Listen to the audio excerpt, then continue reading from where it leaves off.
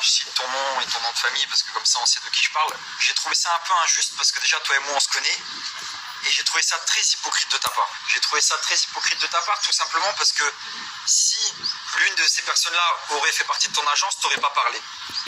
Carla qui souhaite aborder ton titre, t'as pas parlé. Ilan, histoire de gueule, t'as pas parlé. Julien Berthe, histoire de t'as pas parlé. Greg qui est mineur, t'as pas parlé. En fait, tous ceux qui font partie de ton agence, t'en parles pas. Et là, t'as décidé d'en parler, de faire ouais, il faudrait une justice web, on devrait faire attention à qui on met en télé, parce qu'en fait, on fait pas partie de ton agence et t'as aucun intérêt financier derrière. Quand il y a toutes ces histoires de merde sur tes influenceurs, tu sais, des histoires de drogue, de pédophilie, machin, là, t'en parles pas.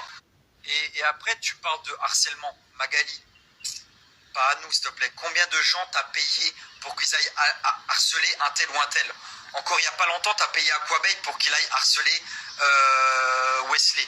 Combien de fois, Marc, tu lui as donné un billet pour qu'il aille harceler un tel ou un tel? Combien de fois t'as payé lui pour qu'ils aillent harceler, dénoncer, menacer certaines personnes, que ce soit physiquement ou en story? Magali, c'est limite toi qui as créé le harcèlement sur les réseaux sociaux et aujourd'hui tu veux parler de justice web. S'il te plaît, Magali. Oh, Magali, qu'est-ce que tu fais? Je dois sortir cette musique. Non mais t'abuses, Magali. Tu nous prends pour des gogoles. Tu peux prendre les gens pour des gogoles, mais moi tu me prends pas pour un con. T'as vu? Quand tu parles de justice web, attends Magali, t'es la plus grosse harceleuse de France. Combien de gens t'as harcelé? Combien de gens t'as payé pour harceler d'autres gens? S'il te plaît, Magali, pas à nous. Pas à nous, Magali. Et Magali, tu me connais, je suis très gentil. T'as vu, je t'ai jamais rien fait. Pourtant, t'en as eu des dossiers, des sales histoires, que ce soit des histoires de paiement ou autres. Que, en fait, Magali paye des gens ou paye des plateformes pour insulter. Des jeunes pour aller insulter des gens. Magali qui nous envoie faire ça sur toi et après elle vient nous dire allez vous excuser. Dans la vérité, c'est Magali et Capucine derrière tout ça. Donc madame se vexe parce que vous comprenez bien qu'elle veut avoir le monopole de tout et de tout le monde. Donc elle ne supporte pas en fait que je quitte son agence. Se venger parce qu'elle est méchante et mauvaise. Pratiquement régulièrement pour qu'il ne balance aucun dossier sur ses candidats et qu'il balance que les dossiers qu'elle lui donnait elle-même. Il a touché la somme de 5 000 € juste pour pas balancer une info. Et Magali a voulu acheter son silence. Elle lui a quand même proposé 30 000 € pour qu'il se la ferme. Que je vais l'attraper, je vais lui niquer sa mère la pute si elle commence à me faire des histoires, parce que tous les jours j'entends parler de Nana Foucard en fait. C'est quoi ton message là, le screen, je vais l'envoyer. Je vais l'envoyer à Maëva, elle va lui niquer sa mère.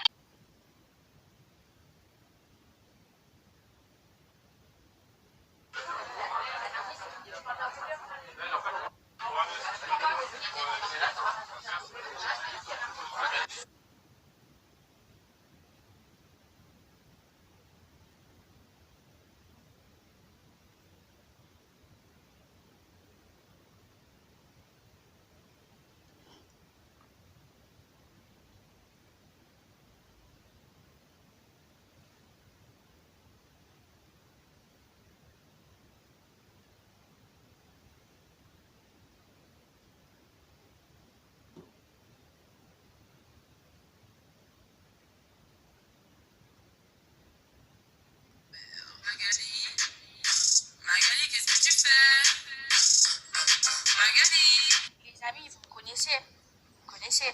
Vous savez à quel point je déteste les gens de télé, là, de mon milieu, qui parlent avec les blogueurs et qui donnent des scoops aux blogueurs. Et moi, je n'ai jamais fait ça. Je parle pas aux blogueurs. J'ai jamais donné un scoop. Et jamais de ma vie, je le ferai. Ils ont beau m'insulter, même si un jour, ils ont une sextape de moi en train de faire un gangbang. J'en ai rien à foutre qu'ils la sortent. Mais personne ne me tient par les couilles. Et je déteste parler aux blogueurs. Et je n'ai jamais parlé aux blogueurs et je le ferai jamais. Mais là, c'est de pire en pire. Mais là, c'est carrément les agences. Non, c'est des fous. C'est des fous. Oh, et t'es cramé, frérot, t'es cramé. lutter contre le cyberharcèlement, puisque moi j'ai beaucoup de gens qui me suivent effectivement des réseaux sociaux, donc notre fléau à nous c'est vraiment les réseaux. Qu'est-ce que vous allez mettre en place? Est-ce que vous accepteriez peut-être l'idée d'étudier un ministère aux réseaux sociaux ou autre chose, mais pour réglementer tout ça?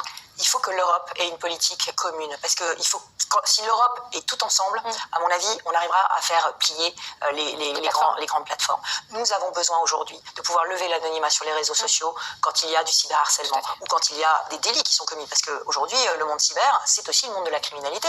Moi, je veux une cyberpolice. Dans ma région, on a déjà créé un cybercampus pour développer la cybersécurité. Je veux une cyberpolice qui soit très solide. Je veux aussi une cyberjustice qui connaisse les procédures, qui puisse obtenir des autorisations dans le monde entier pour pouvoir poursuivre. C'est très important parce qu'aujourd'hui, on voit bien qu'on a un monde entier qui est en train de se constituer et dans lequel on n'est pas en sécurité.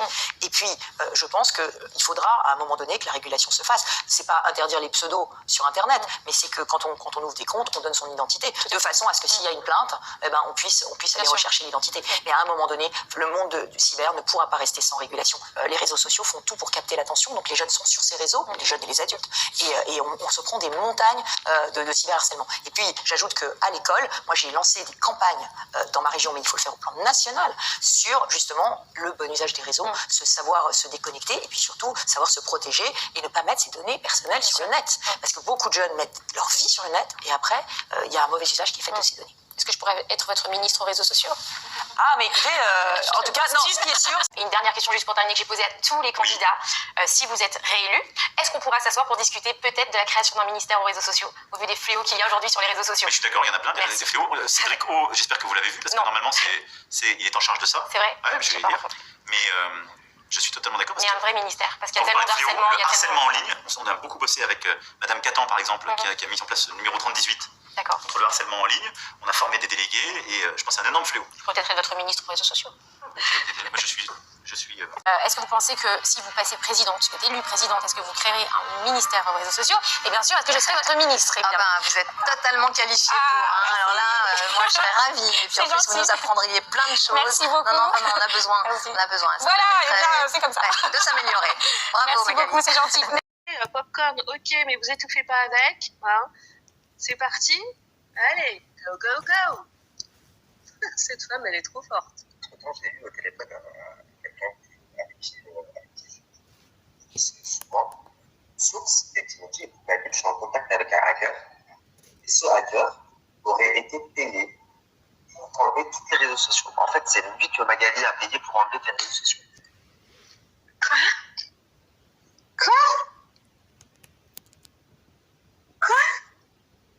Un hacker? Madame Berda aurait engagé un hacker? Mais c'est illégal. En joignant la société Twitter internationale compagnie, je connais personne qui sait faire par exemple, de fermer le compte @Booba. En joignant la société Twitter de fermer le compte Booba, dont le URL ordonnant la communication des données pareilles à donner. Donc en fait, ils ordonnent Twitter et Instagram de donner toutes les identifications de tous les comptes qui ont parlé sur moi, autorisant Madame Magali Berda, regarde, à publier la décision à intervenir. Et je ne peux pas la poster encore, j'attends que ces comptes y sautent. Là, je lui ai mis une petite poussière avec le communiqué, mais il n'a pas compris. Là, je t'explique, là, il n'a pas compris. Là, le communiqué, il veut rien dire. En vrai, j'ai dit, j'ai une victoire, mais on ne sait pas trop ce que c'est. J'ai juste dit, j'ai gagné une bataille que les plateformes sont dans l'obligation maintenant de surveiller et de fermer certains comptes. Mais j'ai pas dit que... Il me dit salam Soraya, ça va? Écoute, c'est Nabil, je viens de rentrer de tournage. Réponds, je dois te parler d'un truc. Donc je lui réponds. Et donc quand je lui réponds, il me dit ouais Soraya, j'ai une tante chez Magali qui m'a expliqué comme quoi tu as rendez-vous jeudi avec l'équipe Abouba et que tu vas rendre les audios, est-ce que c'est vrai? Et donc il fait que m'appeler, il fait que m'écrire et me dit alors, il me dit écoute Soraya, il me dit écoute Soraya, c'est mon travail, tu vas faire ça comme ça, tu vas rappeler Magali, tu vas lui dire que tu vas enregistrer l'échange, tu vas faire ci, tu vas faire, tu vois. C'est Nabil qui vient. Nabil El Moudni, oui. Par rapport au petit, ouais. Exactement, Nabil El Moudni, c'est pour ça que je dis que Nabil, il a été pour moi, il est venu, il a été envoyé par Magali pour que moi, je contacte Magali pour lui faire une proposition. Je ne sais pas si tu comprends. C'est Magali qui m'a dit que que tu avais les audios et que tu allais les donner à Booba. C'est l'amour, la vérité, la justice, la bonté et la sagesse. Bon, en tout cas, la vérité, toi, c'est une valeur qui ne te correspond pas, tu l'as oubliée, ça fait pas partie de tes valeurs. Donc, tu t'es permise de dire que moi, mon rêve, c'était d'être chroniqueur chez Touche pas à mon poste. Quelle est ta preuve? Voilà, tu affirmes que mon rêve, c'est d'être chroniqueur chez Touche pas à mon poste. Où je l'ai dit? Est-ce que tu as un article de presse qui le dit? Moi, de ma vie, ce serait la honte de mon âme et mon esprit de me retrouver dans cette émission de décérébré qui parle d'infos inutiles, qui ne sert à rien pour l'évolution de la conscience et ni pour l'évolution de la collectivité. Magali, je sais que ta vie, c'est de vendre des matelas et des brûleurs de graisse. Bon, en tout cas, j'ai quelques conseils à te donner. Vraiment, change de look total. Tu sais vraiment pas t'habiller. Arrête de regarder Christina Cordula. Honnêtement, elle y connaît rien à la mode. Elle sait tout s'habiller. Va chez Sandro, va chez Mage ou va chez The Couples. Change de talons parce que tes talons sont horribles, tes jupes aussi. Surtout, arrête de donner des conseils, à mon avis, sur la chirurgie esthétique. Voilà, parce que n'entraîne pas la jeunesse dans tes délires. Tu as... Pour combien de travaux? Voilà. Moi, en tout? Oui. En finale, peut-être Il y a eu un échafaudage 40 000. Combien? En finale, ouais, 40 000, ouais. En tout. Vous êtes refité complètement. Ah bah oui. Refit 2020. Bah oui. Non, mais elle est refit 2020. Non, mais oui, j'ai tout fait. Ouais. Ouais. Ah ouais. Après, j'ai fait quoi? Tout le visage. Non. Ouais, j'ai fait tout le visage. Ils ont sorti une photo de moi sur les réseaux sociaux la dernière fois. Ils m'ont fait un montage entre avant et après. Mais même moi, j'ai eu peur. Et franchement, je me suis dit, heureusement que je l'ai fait. Hein. Ah ouais, vraiment? Ah ouais. Oh non, arrête, t'es pas sympa. Je crois que sa chirurgie s'est mal passée. Je vous explique tout. J'ai eu une complication au niveau de ma chirurgie. Je ne peux pas parler pour le moment. J'ai très peur. On vous montre le résultat choquant dans quelques heures. Restez connectés. Swipe up et va voir la story de ses victimes pour avoir des nouvelles de Léa Marie. Ajoutez ces victimes pour avoir plus de nouvelles demain. Tout ce qui se passe est très grave. Arrêtez de croire que c'est du fake.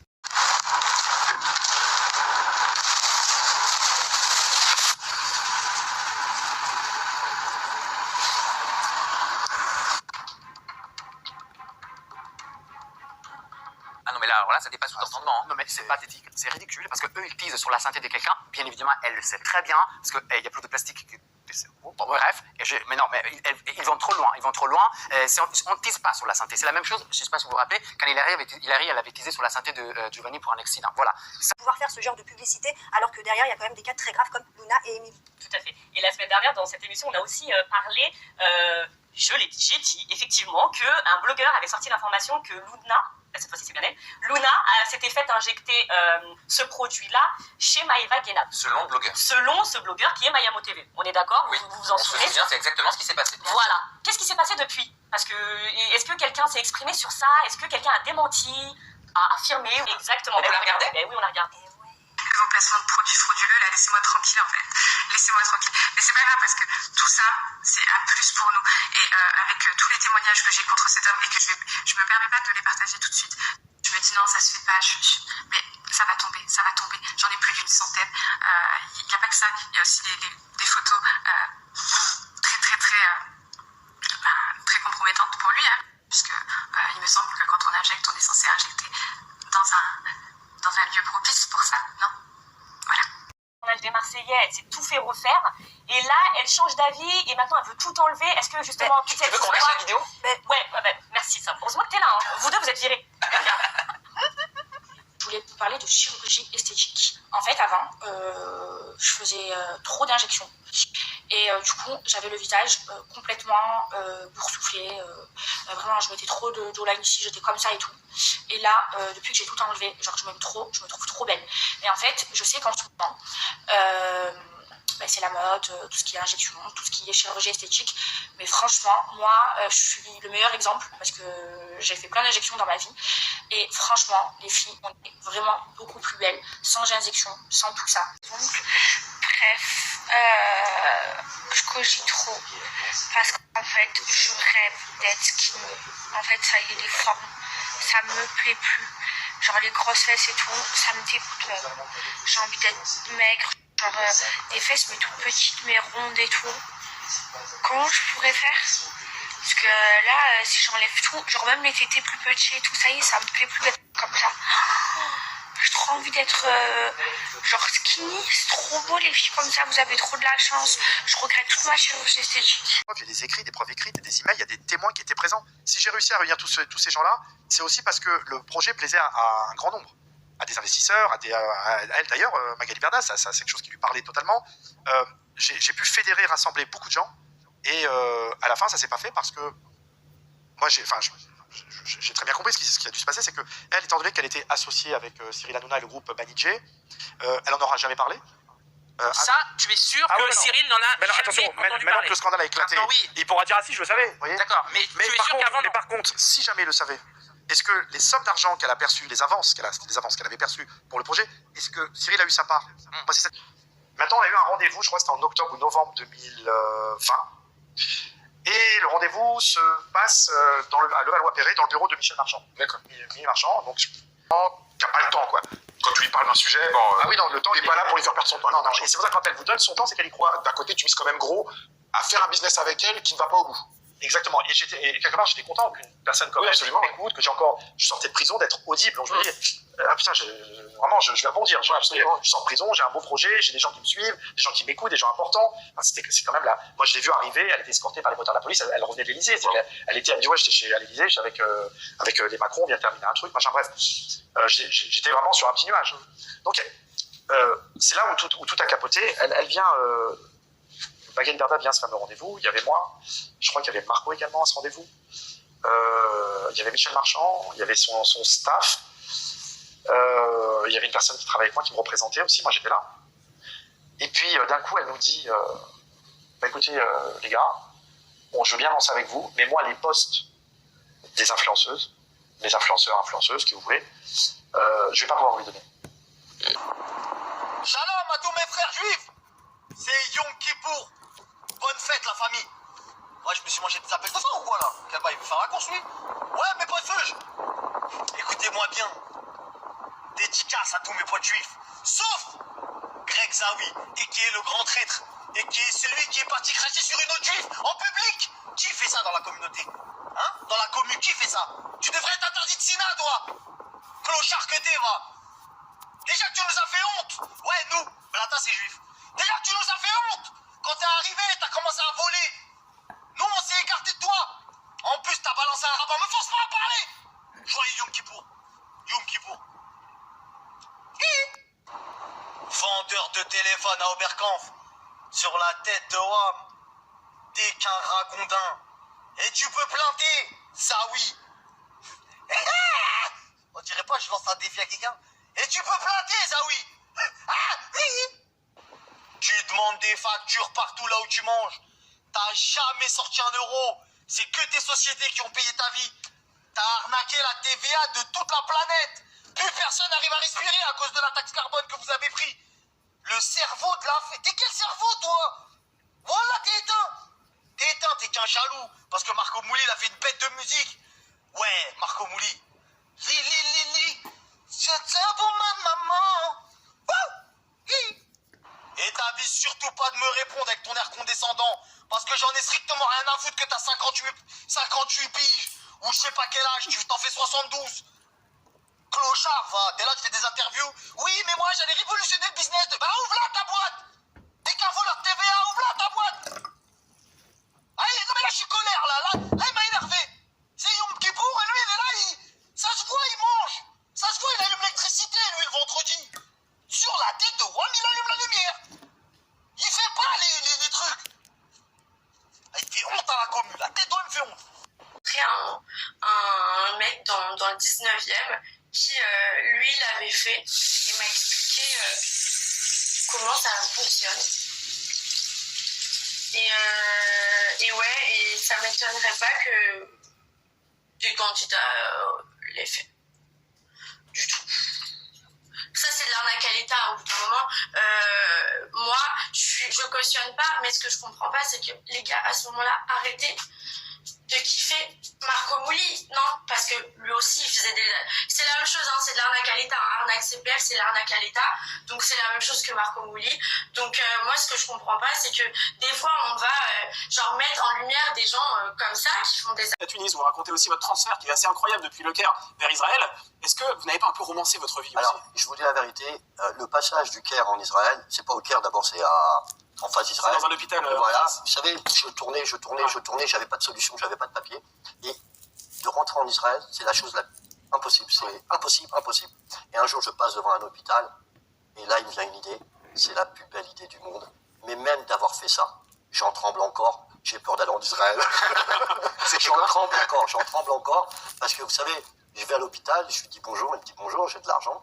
Il me dit oui, je lui dis vous pouvez me faire un plat là? Il me dit ouais, je sors 100 alors 100 € c'est la paye quand même du mois. Ouais, là-bas, oui. Je lui dis, vous pouvez m'en faire un? Ouais, je suis hors de 100. Il m'a dit, mais pourquoi? Je lui dis, parce que je veux faire une farce à ma femme, que je suis tombé en moto. Il me dit, d'accord. Je lui dis, tu peux me plâtrer? Il me dit, oui. Je lui donne 1000. Je lui dis, tu peux faire venir une ambulance de là à Israël à la frontière? Il me dit, oui. Là, je trouve le système, je monte dans l'ambulance, on vient me chercher, Israël, l'ambulance, et là je pars, je mets 2 cotons ici, je mets du sang, je m'ouvre un peu le doigt, je mets du sang partout. Et les flics, quoi, ils viennent me voir, ils me parlent. Et moi je fais et ils m'amènent directement à l'hôpital, mais je tremblais, hein, je tremblais. Et à l'hôpital, c'est comme en Israël, c'est comme en Amérique. Si vous payez pas, même si vous êtes mort, vous rentrez pas dans l'hôpital. Donc ils m'ont jeté comme ça. On prend la carte bleue avant de... Voilà, dès qu'ils m'ont jeté, ils ont été chercher un café. Et là, j'ai craqué les plates, je me suis sauvé. Est-ce que tout est vrai, franchement? Est-ce que tout est vrai? Il y a d'un côté le fait que les influenceurs les plus populaires, et on en parlait hors antenne, il y en a les Faussement. que je ne connais pas, oui, c'est ça. Faussement, c'est ça Là, je vois, il y a des 9 millions, 3 millions. J'ai noté Marc Plata, 4,3 millions, Maëva Ganem, 3,3. Donc c'est beaucoup plus que certaines stars françaises, c'est-à-dire que c'est plus que Bruel, c'est plus que... Marion Cotillard, 1,6 million. Voilà, qui est Céline Dion, 5 millions, 100. Tom Cruise, il a moins de followers que Nabila. Tom Cruise. Des gens qui ont des carrières, en plus, ils ont des jeunes qui les suivent. On me dit, oui, non, mais tu comprends pas parce que les jeunes, il y a que les jeunes qui vont sur le... Non, c'est bidon. Toutes les chaînes de télévision, la télévision en France, elle est régulée. Mais ça n'existe pas sur les réseaux sociaux. Oui, mais... Aujourd'hui, la technologie de toutes ces sociétés qui vendent des faux followers, qui vendent des commentaires, qui vendent des likes, qui peuvent même vendre des likes de gens certifiés, qui peuvent vendre des commentaires de gens certifiés. Donc, ils peuvent aussi potentiellement vous vendre des vues artificielles, vous voyez. Est-ce que ça les arrange pas de rester dans ce flou artistique? J'en sais rien, mais en attendant, tout ça, c'est assez illégal. Parce que ce que vous avez évoqué, quand quelqu'un, il y a une marque ou un annonceur vient voir une maison comme Sean Even pour faire de la publicité et qu'elle a un catalogue où il y a Nabila qui a 7 millions 800 000 followers, l'autre qui en a 3 millions, l'autre qui en a une, qui en a 2, les tarifs, c'est pas les mêmes. Mais que ce soit une influenceuse qui a 1 million ou une influenceuse qui en a 8, l'audience est fausse dans tous les cas de figure. Donc si vous voulez, là, on est en escroquerie. Et vu qu'il y a une connivence entre l'agence et l'influenceur, et ça, j'ai pas peur de le dire, là, on est en escroquerie en bande organisée. Ça devient une bande organisée avec, pour certains délits, peut-être même une association de malfaiteurs. Mais la bande organisée, c'est plus grave que l'association de malfaiteurs sur le code pénal.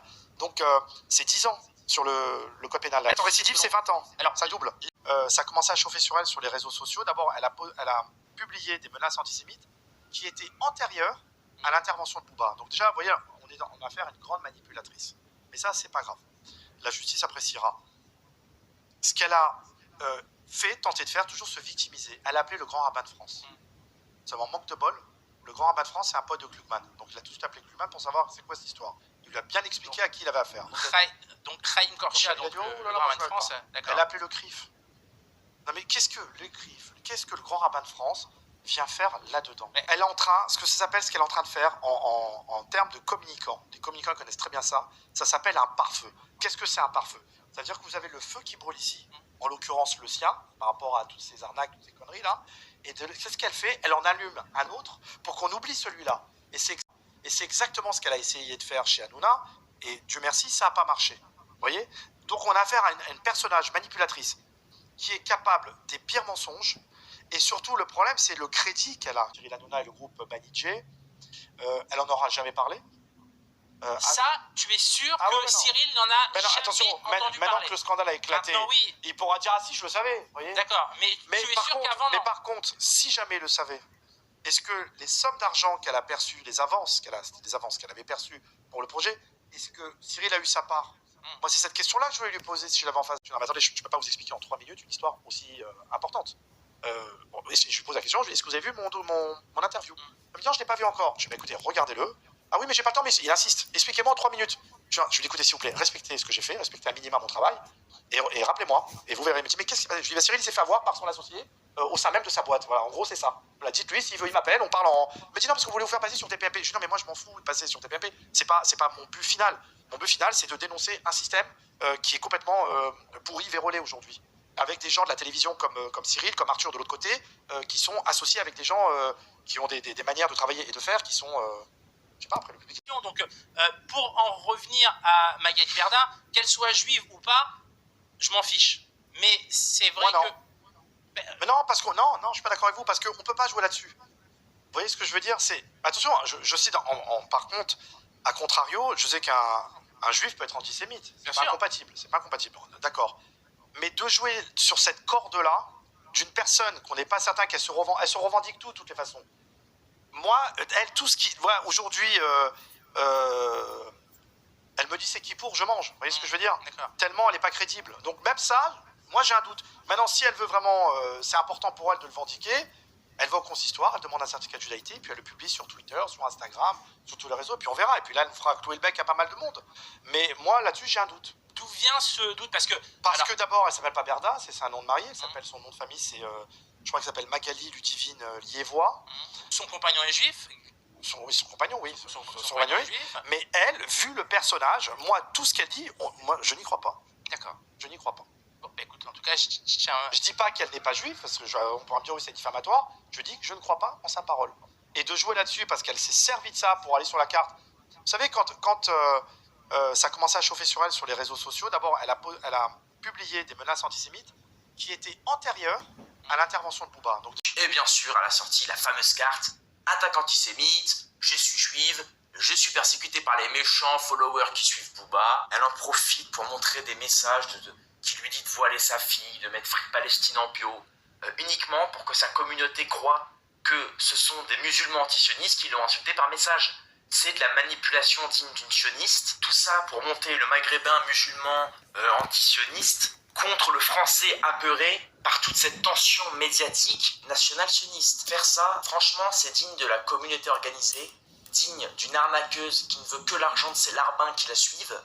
Elle dit être une femme libre, une independent woman, mais construire l'entièreté de son empire sur une arnaque et de l'argent sale, excuse-moi, j'appelle pas ça réussir, ni être indépendant financièrement. J'appelle ça servir sa communauté, servir ses maîtres et se foutre de la gueule des gens. Et si on va aller plus loin dans l'analyse et pousser le bouchon, il suffit de faire une liste des influenceurs voleurs, de faire une liste de ceux qui réalisent et produisent les émissions de télé-réalité qui permettent de faire connaître tous ces espèces de larbins qui appartiennent à la poubelle de la télé. Et à qui Magali Berda est-elle reliée et avec qui fait-elle affaire? On va commencer par une affaire qui date de 2019. Elle couvre un de ces influenceurs nommé Vincent Shogun, de son vrai nom Vincent Cohen Schutzik. J'ai l'impression que dans ce milieu-là, c'est réputé de prendre un faux nom pour cacher ses origines ou quelque chose comme ça. C'est marrant. Et donc cet homme-là est justement arrêté pour possession de drogue et évidemment consommation. Il a fait de la prison, je crois 1 mois ou un truc du genre. Et Magali Berda en a profité pour dire qu'il était hospitalisé. Pourquoi ne pas avoir dit la vérité? Pourquoi ne pas avoir dit que ton influenceur que tu devais gérer a fait de la merde? En 2018, donc 1 an avant, elle collabore avec une marque de lingerie et elle promet de donner tous les bénéfices qu'elle récupère à la Ligue nationale contre le cancer. Mais ça a été totalement démenti par l'association. Un espèce de faux blanchiment d'argent, plus une promesse de donner de l'argent à une association qu'elle n'a pas fait. Les sous-sous dans la poche de Berda. Par ailleurs, elle est aussi la cousine de Capucine Anav, ancienne chroniqueuse à TPMP, sortie avec Kev Adams, puis le fils de Sarkozy. Elle est sortie avec toute la liste de Schindler, hein. C'est vraiment terrible. Et elle a été enceinte à 17 ans, puis a avorté l'enfant. Sur ce coup-là, on ne pourra pas remercier Simone Veil. À mon avis, dans l'arbre généalogique des Berda Anav, ça doit tirer la gueule fort. Et donc là, j'ai creusé un petit peu plus.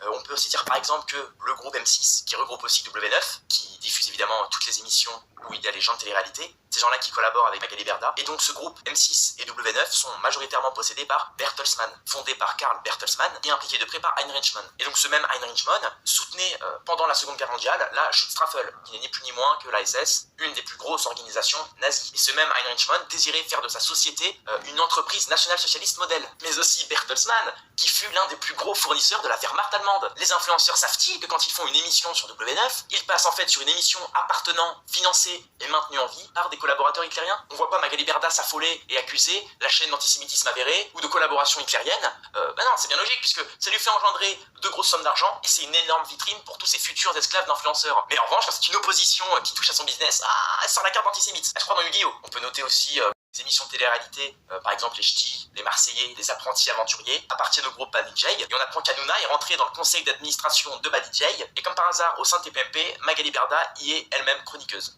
Mais on peut aussi préciser que la petite Magali Berda est très proche de Nabila. Nabila qui est une ancienne escorte en Suisse, devenue independent woman, résident à Dubaï. On se demande pourquoi. Magali est aussi proche de Maïva Ganam, son plus gros poisson, non pas à cause de ses lèvres refaites, mais parce qu'elle attire un bon paquet de cons qui se font avoir avec les placements de produits frauduleux. Même si, évidemment, il y en a qui se font avoir bêtement, parce qu'ils ne voient pas plus loin que le bout de leur nez. Mais d'autres sont très jeunes, puis d'autres sont très facilement manipulables, et évidemment, c'est recevable. C'est pour ça qu'aujourd'hui, ces personnes-là sont attaquées en justice, ou sont attaquées sur les réseaux sociaux, tout simplement parce qu'ils arnaquent. Ils sont constamment sous contrôle judiciaire. Enfin bref, on pourrait y passer toute la journée à lister toutes les personnes proches ou internes de leur réseau d'arnaques télévisées. Pour moi, ça n'a aucun sens. Je vais être honnête, ça m'intéresse pas. J'ai trié de la poubelle de la télé, ils vous vendent de la merde, ils n'ont aucun talent, ils n'ont appris aucun corps de métier. Les influenceuses font partie de réseaux à moitié proxénètes, qui vous vendent des images érotiques.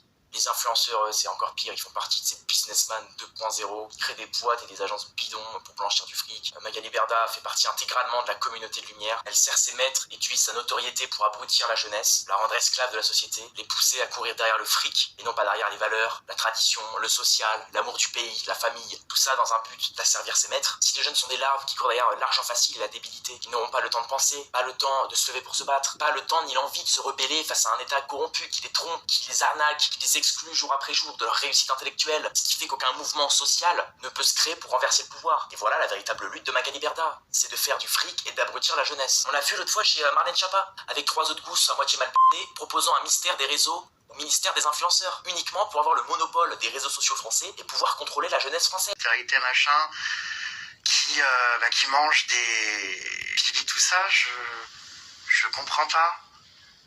On dirait que tout le monde découvre ça. La drogue dans la télé-réalité, pareil. On dirait que tout le monde découvre ça. J'ai sorti un livre qui explique tout. Vous savez, l'autre fois, je suis tombé sur mon journal intime. Je sais pas si je vous avais déjà dit, mais je tenais un journal intime. Mais comment c'est possible?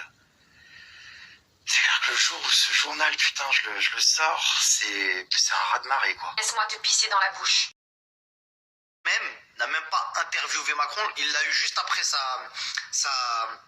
comment on appelle ça, quand il a été président, il est allé en bas de chez TF1, etc.